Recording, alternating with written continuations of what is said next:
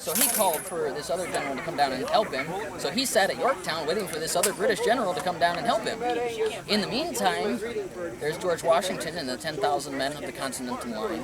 There's the Comte de Rochambeau and about 20,000 to 25,000 French. And here comes Nathaniel Greene out of the south with another 8,000 men. And he's still stuck against the French fleet.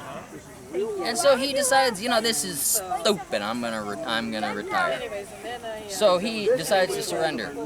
And just another, snub of the British Army against the American Army. Cornwallis actually refused to surrender to General George Washington, who, the Comte de Rochambeau, who had actually given control over his army to the American commander because this was the American war. Now, he was still nominally in charge. He would give the orders himself, but George Washington would say, hey, this is what I want your army to do. So Cornwallis said, yes, I will surrender to a general. Hey, Rochambeau, come here so I can surrender to you. I'm not the general. What? Yeah, I'm not the general. This George Washington guy is. He's not a gentleman. He's not a European officer. He is in America. I'm not surrendering to him. I'll send my lieutenant to surrender to him. So his lieutenant came out to surrender the whole British army. And he got met by the Comte de Lafayette, and Lafayette looked at him and said, I'm the lieutenant of the American Army. By the way, I can't accept your surrender because I'm the lieutenant of the American Army, and you can't surrender the British Army because you're the lieutenant of the British Army. Try again. And eventually Cornwallis came out and surrendered to George Washington, but he didn't give George Washington a sword, which was the official European method of declaring your army surrendered. You would pull out your sword and you would give it to the opposing general, indicating that you and your army have been disarmed. Cornwallis did not give his sword to George Washington. He actually had one of his aides do that, because of course George Washington wasn't an officer. Yeah, that bothered George, but he just went, all right, I'm not dealing with this stuff. Go away. Go home. So the Cornwallis went home, and we sent Benjamin Franklin and a few others to the city of Paris. The Spanish sent representatives to Paris. The Germans, Prussia, sent representatives to Spanish, as well as some other ambassadors and things who took a watch. And at this treaty, the Treaty of Paris, France, Spain, Germany, Holland, Sweden, and Russia all signed the treaty that declared that they recognized the independence of the United States of America from Britain. The one country that didn't was the British. So technically, the War of 1812 wasn't a war because the British never actually declared war on us because we weren't a country. We declared war on them because we had declared peace at the Treaty of Paris. But according to the British, they couldn't declare peace with America because there's no such thing as America. It's just a bunch of rebellious colonies we haven't gotten around to kicking the butts of. So yeah, according to the British, the War of 1812 was just Revolution Part 2. According to us, it was an entirely separate war. But, odds and ends of history, as they say.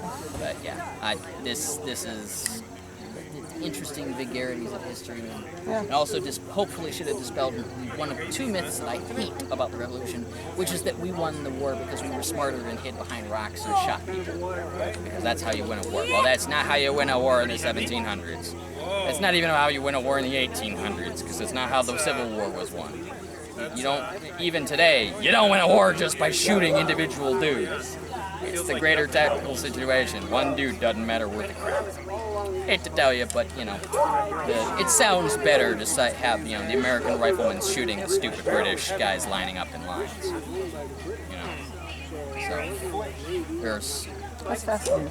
Oh, yeah. Thank you so much. Well, I've been doing this for 26 years. Wow, so you're very good. That was really, really a good lesson. Thank you. Well, there's all sorts of goofy things. Like, my personal favorite one, there are some phrases that exist today that exist because of the Revolution, or at least the period. So this, of course, everybody knows this is the Continental Line. You have the classic blue and the red facing. All right, interesting little note. The British uniform of the French and Indian War was a red coat with blue facings. Now, the original way they made these uniforms was 2 layers of wool back to back. Okay? Now, we aren't that crazy, so we have a single layer of wool with linen on the interior so we don't die. Because 2 layers of wool is crazy. 1 layer of wool is just Also crazy, just less so.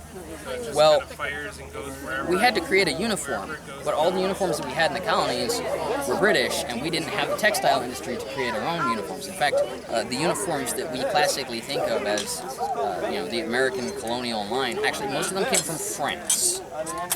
And they were actually various odd colors of red and blue, because we never actually told them what red and blue we wanted, we just said red and blue. So you got some, really bright reds and really bright blues, and then this other guy would over there be looking like he was just wearing black, because he got the one that was just dark blue, fascinating bits.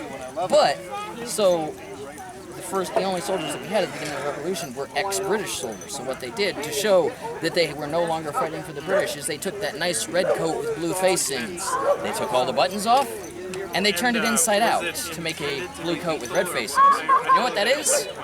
That's a turncoat. The other one that I love is to have a whole gun.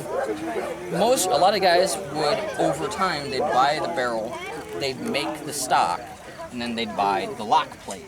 And they'd buy them, at different times and make them slowly. But there were some rich guys who could buy a gun, lock, stock, and barrel. That meant you were a rich man. Yeah. Goofy little phrase. No, but that's I've never thought about that. There are a lot of phrases like that pop out. Still to this day. Yeah. Yep, to this day, people still, not so much, because they're coming up with more interesting phrases like yeet and stuff like that. But, phrases that existed back then, and they keep them in their head because they meant something back in the day. They don't mean anything now, but back in the day, if you were rich enough to buy something, buy your gun, lock, stock, and barrel, you were a rich man. Because this probably would have been 2 or 3 years worth of money to a woodsman. Just kind of a goofy. Also, if you've ever heard of some guy called Daniel Boone, you ever heard of him? Daniel who? Daniel Boone. He was a man. He was a real man. Yeah, he was, and he had something about a song. I don't know. And he had his famous Kentucky long rifle, right? And they have the big thing about Kentucky. Kentucky, yeah. And he, then they have the song about going down the mighty Mississippi, and fighting in some place called New Orleans or something like that. And they talk about, this is the Kentucky long rifle. It's not from Kentucky, it's from Pennsylvania. Because, weirdly, the Pennsylvania long rifle was the Kentucky long rifle. Just by the time that song was come along, it moved out. It was the frontiersman rifle. And in the Revolution, the frontier was Pennsylvania. By the War of 1812, the frontier was Kentucky. So they're the same gun, same design. Just different name because that's where the frontier was. The other thing that really makes me laugh is this isn't an American thing, this is actually German. Because the Germans were the ones who designed this. You ever heard of some place called Germantown, Pennsylvania, Harrisburg, that sort of area? That was the mecca of American rifle manufacture for almost 100 years. You wanted a custom hunting rifle, you went to Germantown. Because the Germans, over in Germany, they have the Black Forest. Now, the Black Forest is probably the best hunting ground in all of Europe. Minus Russia, but that's Russia being... Well, Russia. So they needed rifles of really large caliber to take down the big deer and the bears. Then the German rifle makers, they got over here, and they saw the deer that we have over here and went, that ain't gonna cut it. Also, in Germany, it's a pine forest. The trees are very, very close together, so their barrels were about that long. Because you have to take that rifle and lay it out to make your shot. Yeah, and if there's a tree 2 feet in front of you, having a 4-foot barrel does not help.